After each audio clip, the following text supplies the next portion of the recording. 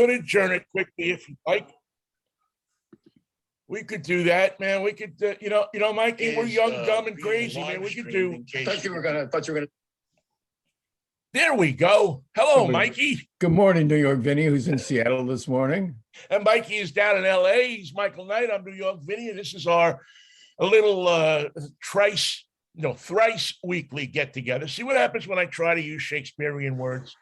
Thrice weekly get together that we do, but we weren't here Monday because we had technical problems. We have all these problems. Today's Wednesday, and we're here. Yeah, problems you have, problems we have. We try to help with your problems. And how can you expect us to live in a problem-free world when Ron DeSantis lives in the same world that we do? Well, there's a number of people that would like to. Mikey, I just don't get Florida. I don't. That's why I wore my T-shirt, my sweatshirt today is for the University of Miami, my alma mater. I don't know what's happened since I left. I gave strict instructions when I got on the plane, how things were supposed to go. And you must have lost the list because I made it very plain how you're going to proceed after I was not there to guide you through your Floridian maturity. Well, it's always been a crazy place. I mean, it's always been a place that, I remember when I was young, you were down in Miami, but if you went north of Miami, out of Fort Lauderdale and north of Vero Beach, really, probably on that side of the state, up the Indian River, it started to get really Alabama. It started to get really... The actual rule, and it's a state law. 100 miles out of Miami to the north, you're in Georgia, no matter what the license plate or what the state says. It's all just Georgia. Yeah. And that's really, and this idea to market Orlando as some sort of a destination city is just nonsense. It's Georgia. Yeah, I know. I know people that have moved down there. I've been down there, and there's just nothing about that state. I've never had. People from New York, they rush down there like it's going out of style. They all usually go to Miami, but now these days they're going to places north. I was just talking to somebody. I can't remember. I don't think it was you, obviously, but I was talking to somebody and they were telling me how bad Daytona Beach is. I used to go to Daytona Beach when I was a kid. It'd be a trip we'd take down with my girlfriend, and we'd take a ride down, and it was great down there. And the locals drive their GTOs right on the sand. Yeah, it was the home of racing and everything like that. Now, what did my friend tell me? It was a white trash beach. Yes, there's no doubt in my mind that there's plenty of beaches for the white trash, and the saddest part of that, of course, is that the white trash don't realize it. Well, no, it's part of being white trash. The realization level is very, very high. Your foot has to be on fire before you realize you've been given a practical joke. Well, Mikey, we all don't realize when we're in our, well, not all of us. I think many of us do. Some of us do. Some of us don't realize that when we are in these different positions, different pieces in our lives, that we're in them. The people that yeah. It's like a drug addict, right? Does a drug addict realize that they're a drug addict when they are a drug addict, or do they just... I never did. Yeah, this is how I never did either. This is how I live my life. This is how my friends are. This is how life is supposed to be. Then one day you wake up and you realize that that's not the way you want to be, or you should be. So the people that live in Palm Beach County, which is supposed to be a nice place, which is supposed to be a wonderful suburb, an example of people who have made money and now relax in comfort and in protective custody of people of their own kind. How far away are they from the white trash? Probably not even a stone's throw. No, it's just up the road. And so, is there I always say in drug addiction that there is that moment of clarity when you become clear about where your life is going, and if you continue to do what you're doing, your life is gonna go away. Yeah. So you go into a Alcoholics Anonymous meeting, a Narcotics Anonymous, whatever anonymous it is that you go through. You go into a treatment center, or you do something to change that because you figure it's your last chance. Does that happen in not political affiliation, because it's not so much political as it is lifestyle? Is there a day where the light goes off and says, this is not the correct way to live? You have a very good example of that in Washington State with the trooper who made his video, became a celebrity on Fox News, caught COVID, died, lost his job, died, lost his reputation and died, lost everything, including his family, his health, and his life, and to the end was defiant. And now the funny part, the hilarious part, is Fox News didn't even announce his death. It took NBC to announce it. That's that's sad, because there's so many, there's not too many stories of people who got the vaccine and then said, oh my God, I can't stand this. This is racking my body. I wish I would have never got this vaccine. It's poisoning me to death. I'm dying because of the vaccine. Yet you couldn't count on a million hands how many people have said, oh my God, I wish I would have taken the vaccine. Oh my God. There are some that are, there are some that are, please. Yeah, I know. Take the vaccine. So I don't know, as far as white trash, that kind of lifestyle, your pants are down past your belt line, and I don't know if there's a recovery for that. Maybe somebody is going to get smart and start a White Trash Anonymous. Well, the white trash we're talking about, DeSantis white trash, Floridian white trash, a special brand because they get to wear shorts more than the people in Indianapolis or Chicago do. And many of them don't have the legs for it. They do not have the legs, but that's part of being white trash. There's no self-introspection. There's no self-analysis. There's no self-knowledge. You must proceed through all elements of life without any idea of how you look while you're doing it, how you sound while you're saying it, how you're being perceived while you think the world is your oyster, and you're being shown as a yahoo and a nincompoop wherever you go. Because I mean, you show up for a job interview in a pair of Budweiser shorts. And usually you think that a Budweiser shirt is a suit, and again, I mean, I'm sure there are good people and bad people in a white trash. I'm sure that there are people that help their neighbors that are in that white trash category, and that, it's funny because it's not just white trash. I mean, white trash can encompass Black people, Chinese people, Mexican, Spanish, Cuban, whatever. It almost should be just trash. But I hate to say that anybody that's a human life is trash, because I'm one of those people that believe that most people, not all people, but most people can be redeemed. Most people can be shown a different way.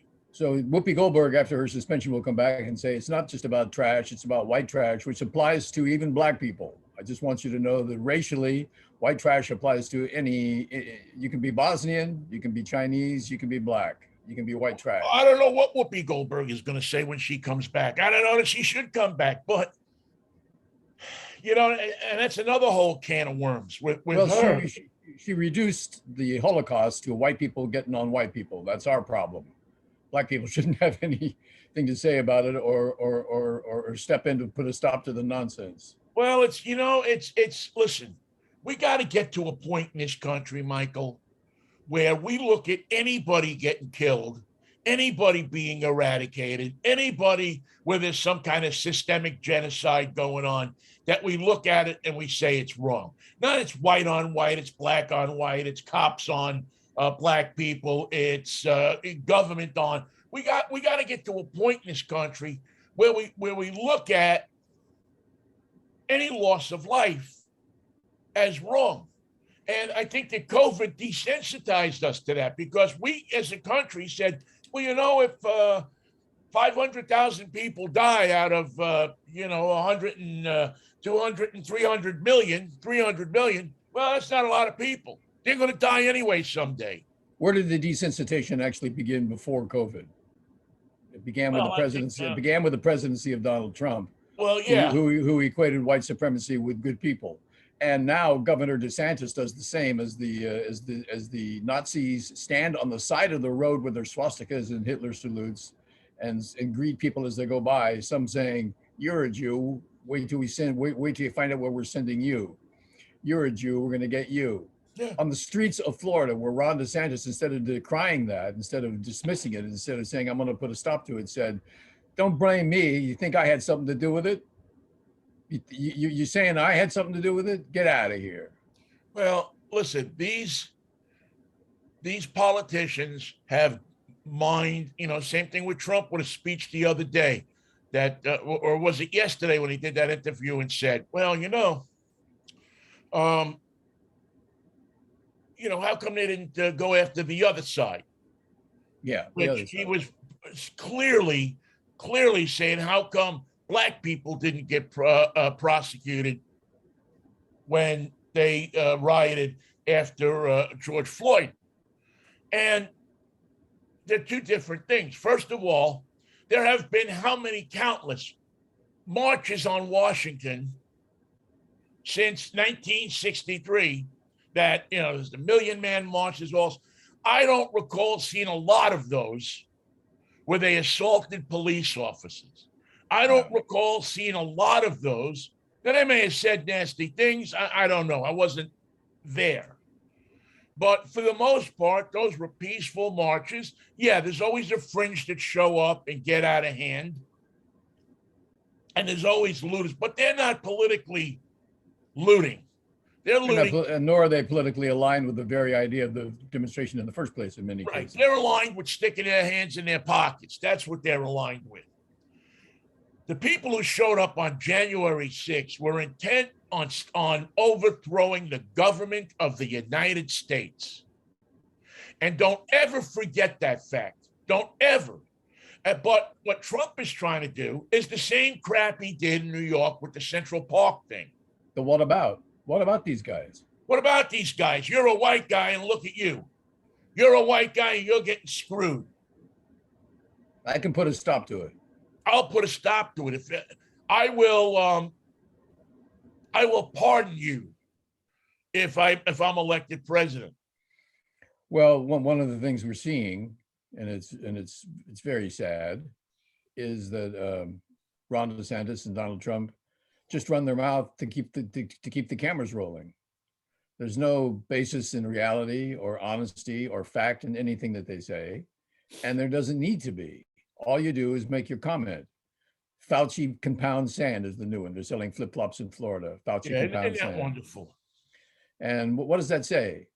We don't know anything about science. We don't know anything about being a doctor. We don't know anything about viral immunity. We don't know anything about the thing that haunts us or that made this possible in the first place. We don't know anything about it, and we couldn't be happier. We are so comfortable in our ignorance and our hatred and our vehement opposition to anything that we don't understand. This is where do we stand? We stand on your books. We stand on your knowledge. We stand on your intelligence. We stand on your future. And we stand in the way of everything that means helping this nation to a better place. Because you don't have to blame yourself for your lack of success. You see, if you're an angry white guy, you got a way out. Angry white guys have a way out. You no longer have to blame yourself for your lack of success. Somebody that you put on the radio when you get in your car that morning to drive to the job that you hate, or to drive to wherever you're going, to the food bank or whatever it is that you're doing, is on there telling you that those people are to blame for your lack of success, that you didn't get the job because some black guy, some Spanish guy, some Asian guy got it because of affirmative action. You weren't qualified. An angry white guy is not qualified for much. You get your education. You didn't go to school to get your education. You get your education from the radio, from the Hate talk guy radio. who's yakking on the other end of the radio and telling you that it's all wrong. Your education comes to you from Fox, from Hannity, from Carson Spopaka, and those people. And every radio station that's monetizing hate talk for a profit to keep you in ignorance and in up in arms. Here's, we were talking about Whoopi Goldberg. They described their format: 5 girls talking in 5-minute segments with no preparation about the greatest topics of the day. How could that possibly go wrong? They don't prepare for what they're doing. They can only give 5 minutes to each topic, no matter how serious it is. And they just talk and talk and talk with no preparation. This was bound to happen. It's going to happen again today. It's going to happen somewhere in Hate Talk Radio and Wenatchee. Fine, Michael. It happens everywhere. It happens to us every once in a while. If you talk for a living, if you do this for a living, it's going to happen to you. You're going to say something that's going to upset enough people that they're going to call your boss, they're going to call this, they're going to do this, public outrage, this person, that. 2 seconds ago, you called everybody on The View girls, okay? Don't you think that there's somebody that's going to pick up the phone and call our boss, which is us, call our complaint department and say, my God. I want you to know that if they call me, I'm transferring it to you. And I'm going to transfer them right back to your department. But I had a complaint. Or send us a thing and say, Michael Knight called the women on The View girls. I do. I called Whoopi Goldberg. She acted like a child, and she deserves that. She deserves the 2-week suspension. She does. She said a stupid thing. Now,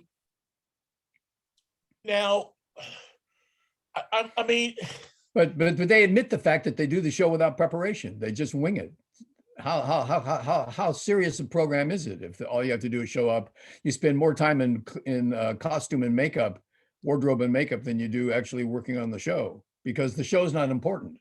How you look is important to the girls of The View. Well, the show is important because a gazillion women watch the show every day. They get their talking points from Whoopi Goldberg. They get their talking points. How did you think about that? I didn't think of it. The other half of the country watches Fox. It just came to me. I didn't think about it. I didn't write it down. I didn't research it. I didn't get it anywhere important. Or now over the past 10 years or so, you don't have to wait until the evening to get your talking points. Now you just go on Facebook or on Mikey thing and get your talking points there. You used to be able to get them on Twitter with Trump, but Twitter, smartly, and all social media banned Trump because he lied too much. Well, Joe Rogan is coming to you through not just the auspices of Spotify. They pay him $100,000 for the right to broadcast lies, chaos, and nonsense to you.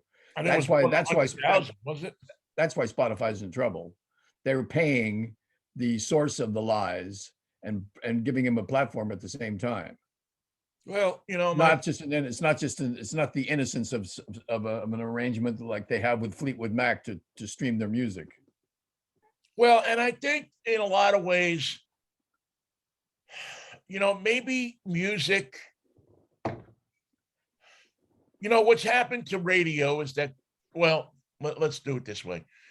Maybe they shouldn't be in the podcast business. Maybe they shouldn't be in the radio business. Maybe Spotify should be in the we're going to bring you music business.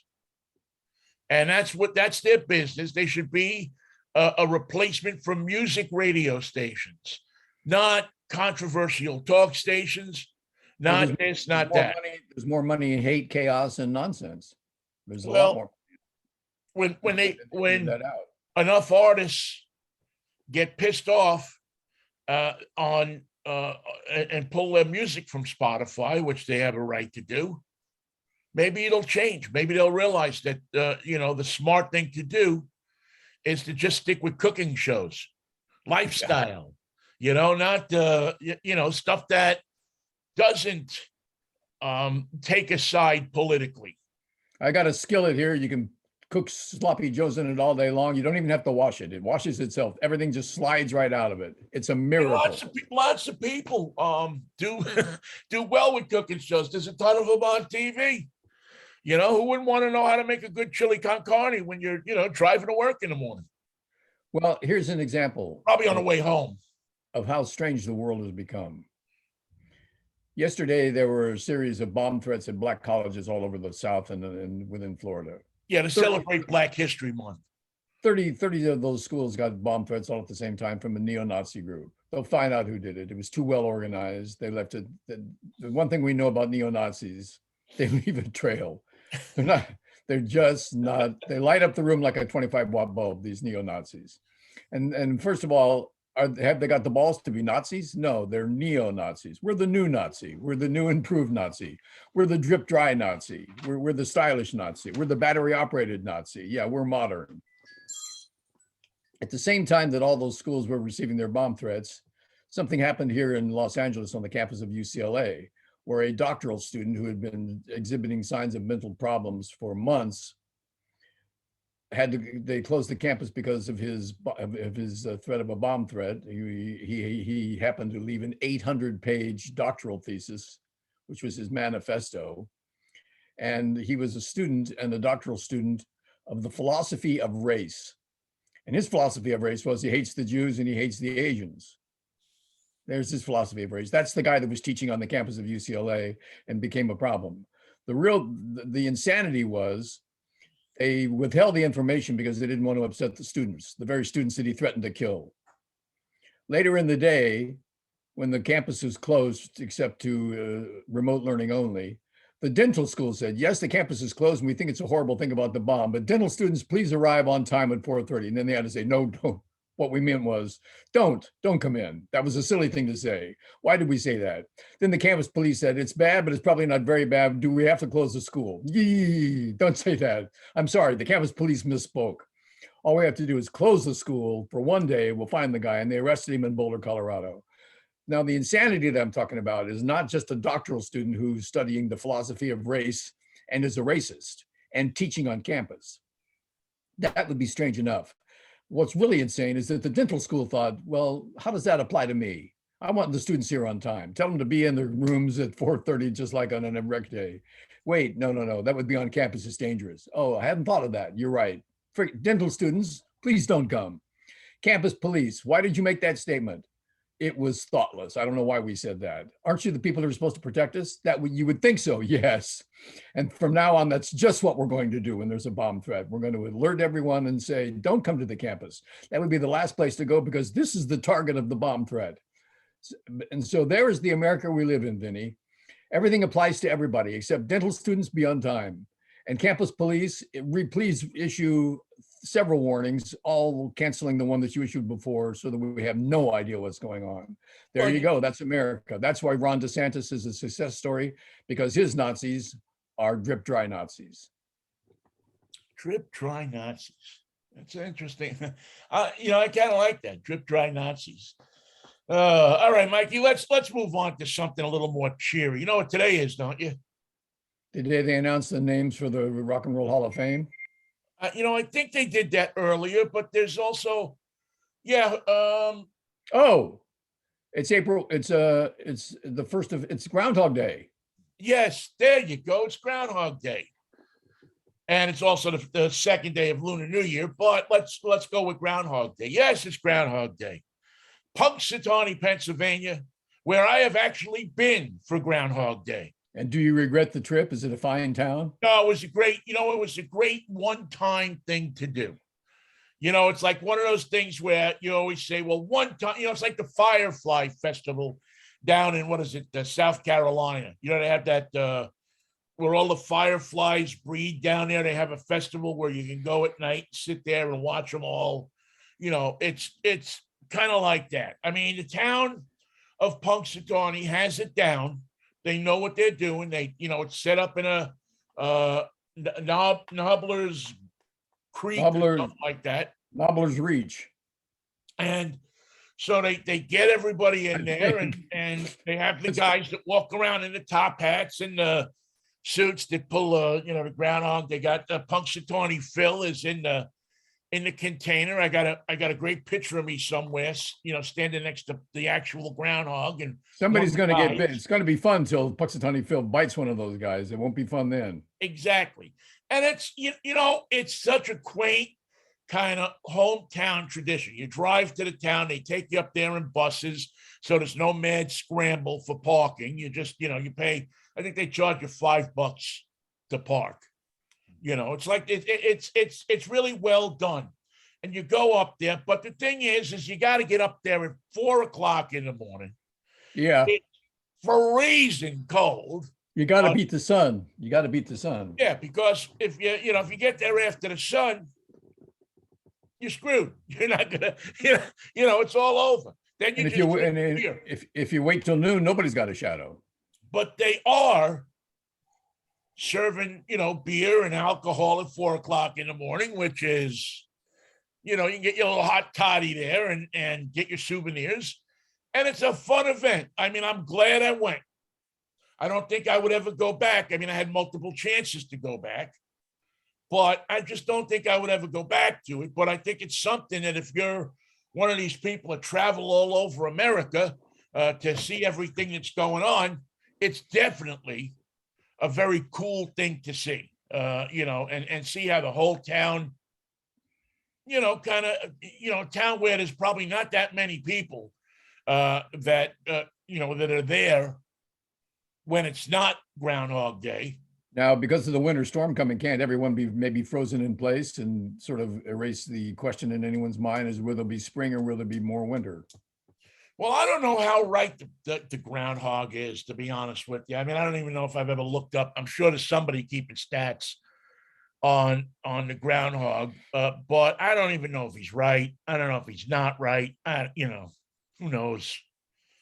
But it's a fun event, and if you ever get a chance to go, you should go. You should go and enjoy it.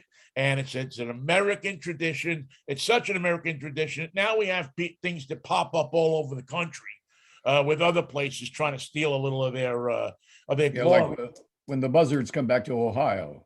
Yeah, maybe now again, you could make the case that they tried to steal the glory from San Juan Capistrano. When the swallows come back. The swallows come back to the mission. Right. They came back because they lost their keys, to be fair. Well, yeah, they got wherever they were going, and they said, wait a second, we can't get in.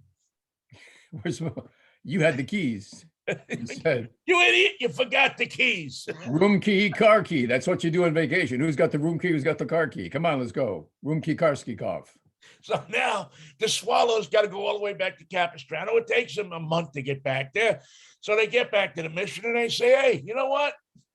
Why go back? It's nice here. We got trees.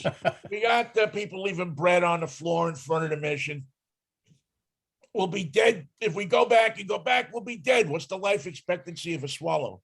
And who's Juan Capistrano that he's a saint already? Who's this guy? What is he? He couldn't fly. He's the guy that invented cappuccino. So his name is Juan Cappuccino and they've been mispronouncing it? See, when he came over at Ellis Island. Yeah. Oh, they misspelled it. They misspelled it. And so his name was Juan Cappuccino, but by the time he got to California, it became Capistrano. You should see how they joined up with Father Sierra Vista there. And and since then, Californians have been calling El Camino Real the El Camino Real, which is the El Camino Real. One of the funniest things anyone has ever said in English and Spanglish. Well, where do you live? The El Camino Real. No, you don't. You just think you do. The 5. I felt like I was in a episode of The Californians yesterday. I was driving to Woodland Hills to see. I was to be the Commodore, and Tutu was going to be the Tutu to Kennedy Quinn and Boaster. Well, the 135 is my entrance, so I get on. I get turned to get on the 135, and I'm looking at a fence across the entrance. you can't get on the 135. So I have to take the 210. But where do you take the 210? You have to take the 210 to San Fernando. Why? Because you take the 210 to the Glendale Freeway, and that connects with the 135 as you pass over the 5. So I felt just like I was in the Californians. And then, of course, there was a wreck at White Oak on the 101, and we had to wait our way through that. But I was on time.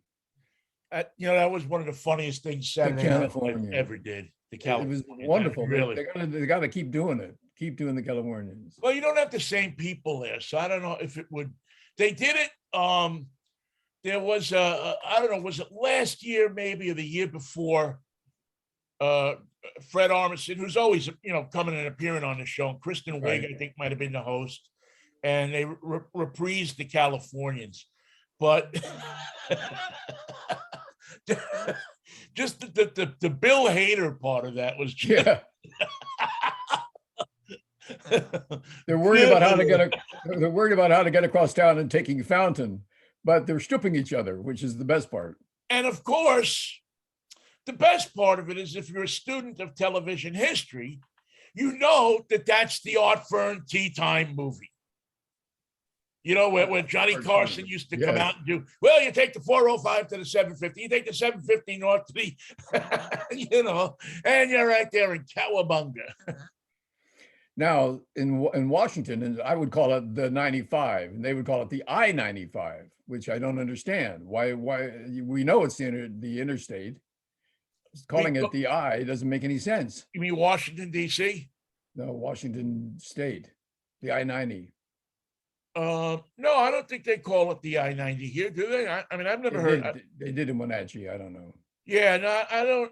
Maybe there's too many Californians in Wenatchee. I mean, I have never heard anybody call it the here. No, they don't call it the. They call it I-95. Yeah, it's either I-5, I-90, whatever it is going across. But no, the only happens in California. I've never heard. That's why white trash don't mingle well here. I've never heard. I don't know. Have you been to San Bernardino lately? I did a year and a half in Fresno, so I think I know what I'm talking about. Maybe there's a 50-mile line from the beach. When you're in Fresno, you can't get to the beach. It's physically impossible. There's no way. Well, no, isn't there? What's that pass? To get to the beach, you got to take the 95 to the 41. And the 41 east to Paso Robles. Yeah, here they just go back east. Nobody ever says back. You jump on 95, you take it down to 405. You take 405 into Washington, or in New York City, most of the streets, even the interstates, are named. Like you don't say I'm going to jump on 95. You say I'm going to jump on the Cross Bronx Expressway, or I'm going to jump on the Major Deegan. Or the Triborough Bridge. Now, do they call it the CBE or do you still call it Cross Bronx? Oh, no, Cross Bronx. Nah, we don't go. The only thing that gets initialized in New York is NYC. Is the GCP, the Grand Central Parkway, and the LIE, the Long Island Expressway. Everything else is said full. Is said as far as now. Again, things change. But as far as I know, they still use that system where it's no route numbers. If you have a nav system in New York and you're trying to figure out how to get on I-95, you better know that it's the Cross Bronx Expressway. Or you're never going to get there. Yeah, if you ask anybody, you're not going to get there. You better know that 95 turns from the Cross Bronx Expressway, it turns into the Bruckner. So you actually have to know more about life to get on the Cross Bronx Expressway than you do to be the host of whatever Whoopi Goldberg show is called, The View. The View. Well, you got to know, to be a traffic reporter, you got to know the names of the different people. Don't say, well, I'm going up Route 100. They say I'm going up the Taconic State Parkway, or I'm going up the Bronx River Parkway. Nobody says BRP. Nobody says Route 99 or Route this. It's all named streets. BQE, Also, Brooklyn Queens Expressway, BQE people initialize. But nobody, no, which is 278. Because I think if you told New Yorkers numbers like that, they'd start to get confused. If I you was trying did a to think traffic report that had solely route numbers in it in New York, people would be driving into each other. What did he say? I can't figure out what he's saying. Where the hell is 278? What the hell is 495, which is the Long Island Expressway? What is he talking about? The GC Route 25? No, that's Queens Boulevard, you idiot. Let's go home. We're in the wrong city. Go home. Go home. We'll never The find Sunrise Highway. No, that's 25. Wait a minute. You couldn't do, I would love to see it one day where they would do a traffic report in New York just using the route numbers. People would be, the city would be in gridlock. This is the way it should be. We're just using the numbers. That way everyone will know what we're talking about. No, using the numbers, no one will know what you're talking about. And that would last about 30 seconds. And somebody would come running down the hall, the mayor or somebody would bust into the traffic center and Stop say, no. I remember we had a director that didn't want us to use the word SIG alert because he said no one knows what it means when everyone knows what it means. I didn't grow up in LA and I know what it meant. It means we got a problem. We got a SIG alert, a bad problem. Not a little it's a one. bad problem. Run for the hills. Get out of your cars. Get out of your cars and burn and don't leave anything behind. Well, they'll find you that way. It's so funny. That would be a funny bit for Saturday Night Live. I mean, not many people out of New York would get it, I guess, so maybe it wouldn't be. But I never really thought about it until we just started talking about it. Yeah, you couldn't use route numbers in New York and do a traffic report. You'd be gone in 10 minutes, man. So the guy from LA fills in for New York traffic and confuses the entire city in 3 ain't reports. Gonna happen, man. Now, I was trying to think, Vinny, I need to ask you a question. How many bridges come into Manhattan? How many bridges come into Manhattan? Oh, Lordy. All right, well, let's go from the bottom up. Let's see. You got the Brooklyn. You got the Manhattan. You got the Williamsburg. You got the Queensboro. You got the Triborough. You have the 3rd Avenue. You have the Willis Avenue. You have the what's the name of it? It's the approach to the Washington Bridge. It's named after a president, and I can't remember. Grant. You have Grant? No. There's one up. There's another one. I think it's about the 207th Street or somewhere up in Spuyten Duyvil. Then you have the Henry Hudson that goes. Manhattan actually. Well, now here's a good argument. I think the Henry Hudson. Well, I don't know if that piece is Manhattan or it's the Bronx. And the Henry Hudson would be the last one. So I don't know how many was that? 8? Did you have the Washington in there? Because you had one that connected to the Washington. Oh yeah. Go. Well, I thought you were talking from Brooklyn. No, from just to Manhattan. Oh, and then you have the Washington Bridge. Right. The George Washington. And everything else on the Jersey side is a bridge tunnel. that goes. There's the bridge that the Cross Bronx Expressway goes over, and there's also a bridge that used to be an aqueduct that was just I think it's the Alexander Hamilton Bridge, if I'm not mistaken. That was an aqueduct, and they don't use the aqueduct anymore, or maybe it's buried into the bridge, and so they just reopened it as a walking bridge from the Bronx over to Manhattan. Is that what Chico Marx would call viaduct? Or viaduct? Yeah, it's a viaduct bridge. Viaduct. And I'm trying to think if there's another. I think I got them all. So I don't know how many that was because I stopped counting at one point when I started thinking. I can't count and think at the same time. Nobody can anymore. But what? anymore. It's a good one. I used to be able to count and think, but now, I'm a little Tuzzy Potts. Hey, the Tuesday Potts Bridge. You left that one out. Yeah, it's in Little Italy.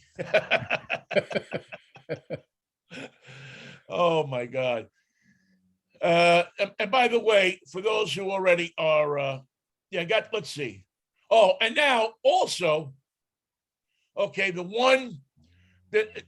I got it right. It's known as the Washington Bridge. Ah, Yeah, it's but not the George Washington Bridge. Right, not the George Washington Bridge is a different bridge that goes from New Jersey into New York. The Washington Bridge is actually I-95, it's the Cross Bronx Expressway that butts up against the George Washington Bridge approach, and that goes over the Harlem River into Manhattan from the Bronx. Let's see what else we have here. Now, they've renamed a bunch of these bridges too now, because now the Queensboro Bridge is the Ed Koch Bridge. No. Yeah. Oh, yeah. Been that way for years. The Triborough is now the Robert F. Kennedy Bridge. But do people use those names? Younger people do, older people don't. Now, I will say that they do say the RFK. Aha. I'm surprised. They used, I've heard that. So I got, let's see, Manhattan, Brooklyn, Queensboro, got that, Williamsburg. So 1, 2, 3, 4, 5, 6, 7, 8, 9, 10, 11, and the one I did not mention because I was thinking solely cars is the Hellgate Bridge. Don't tell me where that goes. Well, it's a railroad bridge, but I'm not 100% sure. I'm trying to think I don't know that it goes to Manhattan. I think the Hellgate. Is Hellgate like a black hole? You get close enough and then you can't get out? Oh yeah, Hellgate is like the most vicious current on the East Coast. I mean, the ships that have gone down in the Hellgate that they won't go get. And I mean, it's always been rumored that there's like a, pirate ship full of gold that got in there and it's down and you can't, the current moves too fast. All right, according to 21 bridges and 15 tunnels. Wow. And you still can't get into to park for theater. Oh, you can park. You just have to pay $80. The last time I went to a Broadway show, I'm trying to think of when it was. Before I got sick. I think it was before I got sick. So I think it was Frankie Valli in the Four Seasons on Broadway. Oh no. I went to Bruce. Yeah, Bruce. I went to Bruce Springsteen, but here's the thing. I have a parking space in New York that nobody knows about. Well, you can't tell. It's legal at 6 o'clock and it's on Broadway. Ooh, on Broadway. They may have changed it since, the last couple of years. But for years, it was a legal parking space, and it was the. Matter of fact, I did a video on it called "The Best Parking Space in New York City," and they changed it because it was right in front of the Ed Sullivan Theater. No, between the marquee of the Ed Sullivan Theater, the south part of the facing part of this marquee, and 52nd Street, there are 2 parking spaces, and it's a no standing zone from 6 in the morning until 6 at night. So you got to park and get away from your car because you can't stand around your car. It doesn't quite work like that, but the meter maids and the traffic people, they go on traffic control duty at 4 o'clock. So they literally stopped writing parking tickets in New York at 4:00. Really tough to get a parking ticket because all the traffic control agents are directing traffic. Right. So this spot, I first discovered it one time when I was going to see Letterman. I was looking for a parking space, and I pull in. I forget what time they taped Letterman. I think it was 6:00 or something like that. Yes. And I pull up in front of the theater, and I'm looking around. I'm saying, all right, where am I going to park? And it's it's $50 to park. And I look up at the sign, and I see the hours on the sign.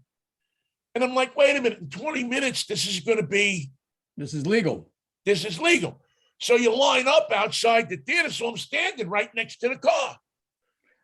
So I figure if anybody, if there's any kind of beef here that the cops do come or something, I can just walk over. Hey, I'll move it, But nobody ever came.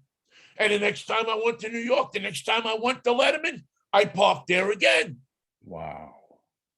And then I went again, and I parked there again. And when I didn't park there for Jersey Boys. And I didn't park there for Frankie Valli because I got a space right next to. But when I went to see Springsteen, I was with Lorraine and my friend Lorraine, our friend Lorraine. And Lorraine and I just, we would drive, we go by the theater, and it's like $80 to park here, $75 to park here. Boom, bada, boom, bada, boom. I said, wait a minute. I drive up 8th Avenue, come around at 53rd, pull, and the space is right there. There it is. That's because nobody, even locals, believe that you can park on Broadway. They don't even look. Right. Everybody just takes it for granted that you can't park on Broadway. But after 6:00, you can park on Broadway. So now, there aren't a lot of spots up and down Broadway. There aren't a lot of spots there, are there? Well, you have to do it north of 51st, I think, or 56. It starts there. Once you get down under 50th, no, you're not going to park there. Speaking of 51st Street, the Black Rock, CBS famous headquarters during the Paley family years, has been sold to somebody. Doesn't really matter who. They sold it. It was a silly thing to do. Yeah, I bet you they're regretting their decision now, aren't they? That was last week. They probably regret it immediately. Hey, I heard something I've never heard on a CBS station. Heard it on KNX yesterday, driving to the Valley. The 11 o'clock network news did not come down. This is KNX Los Angeles. It's 11 o'clock. Beep. Nothing. Dead air for 30 seconds. And finally they came back and did the headlines and went on with the regular format. Nope. Nothing. Zip. Now, it could have been pilot error on one end or the other. But chances are there's only one pot to bring up the network. Probably just a board op that just God, it was so weird. It was like the end of the world. That's a pot that you always have to leave in queue, right? Because you never know when although nowadays it's a little bit different, but in the old days you used to have to leave that pot in queue because if a bulletin came over, the only way you were going to hear it is attention stations. Right. Yeah, exactly. Attention stations will have a special report coming down the line in 2 minutes. Right. And then they talk you up to it. Special report coming down in 10. Right. 9. Right. And then you're smarter, and then if you know what you're doing, you just pot it up. And then if you're a board op, you're telling your talent to, live. Yeah. Some talent have trouble with a live join, but you got no choice. It's a live join. No messing with it. Yeah. And then if you're the board op, you're just getting ready to bring it in, pre-recorded programming, or if your station is smart, you had somebody record something that says, and now a special report from CBS, right, or coming up, or it's the board op's chance of glory. He finally gets to pop the mic and violate every union rule known to man. Well, I remember when I was at Cairo doing the Mariners post game, we lost the feed from I forget where they were, but they were on the road, and we lost the feed. So what else could I do? I got in there and I got the TV on, and I just started doing the play-by-play. God. I mean, we had a nightmare at KNX KFWB when they were together on the same floor, divided only by a wall, but not a solid wall. It was broken up. It was just like two radio stations functioning separately but together at the same time. And we lost all of our news boss for both stations. You couldn't even see the screen. We had to print out all the stories for both stations and go live read for the whole thing. And the engineer that was supposed to be on call was not answering. Yeah, it's never a good. Yeah, that was a nightmare.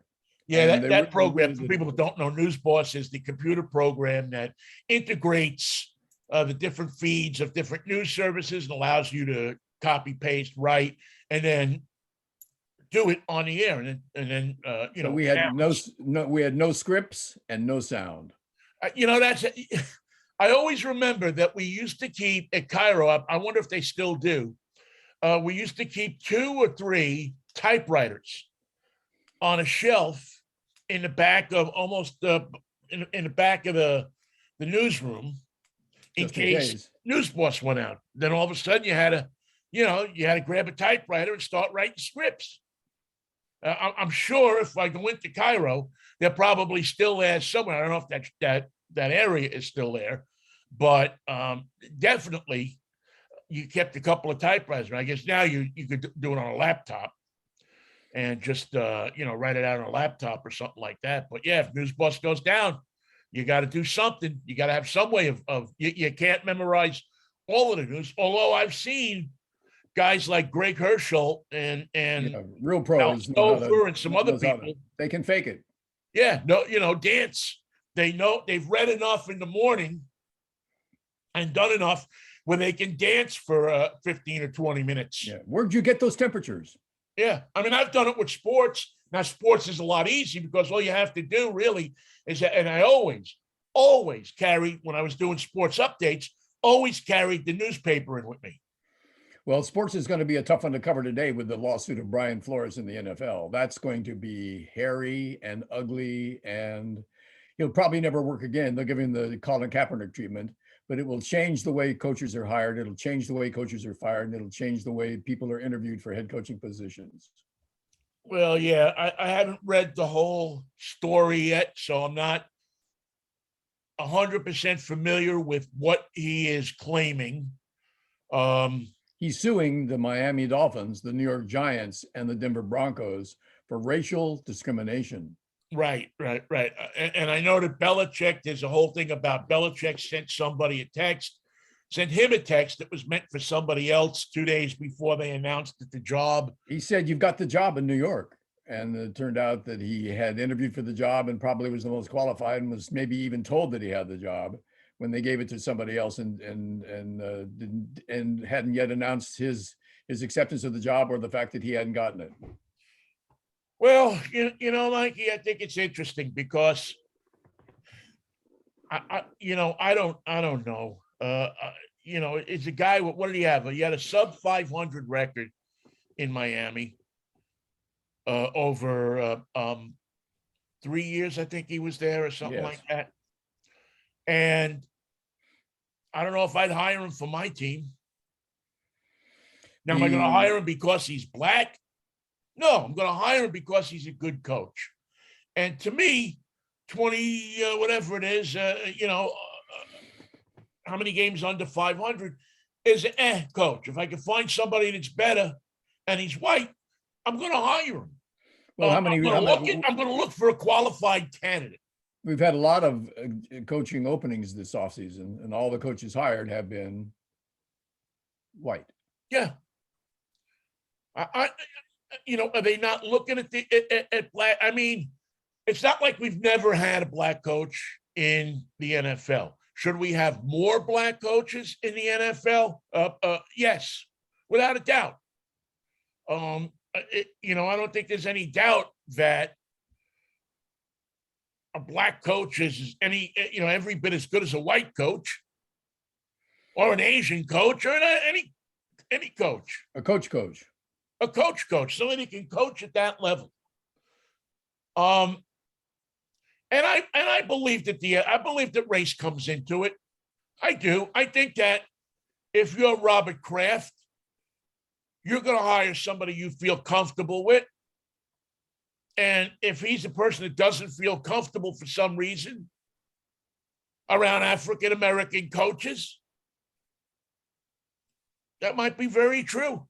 Maybe But he's comfortable enough to have 80% black players. Well, yeah. Yeah. So I can see some of the merit in the lawsuit.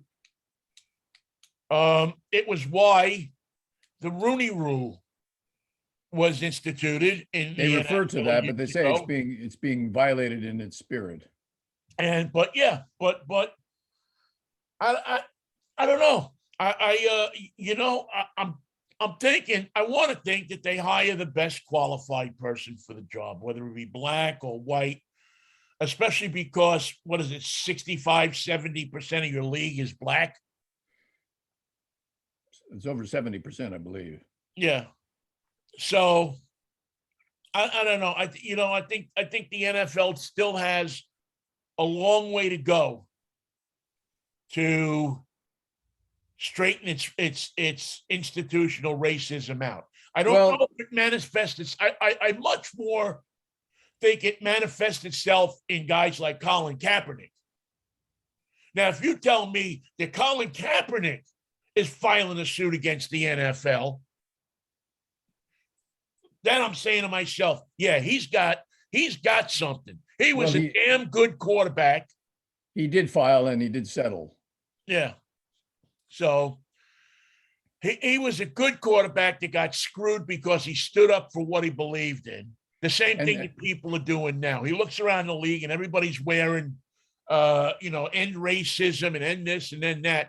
But it's a dog and pony show because you know and I know that no saying you're going to put on a football field or on a Major League Baseball thing is going to end racism. Nobody that goes to those ballparks is going to look at that sign that you put up on the outfield wall and say, end racism.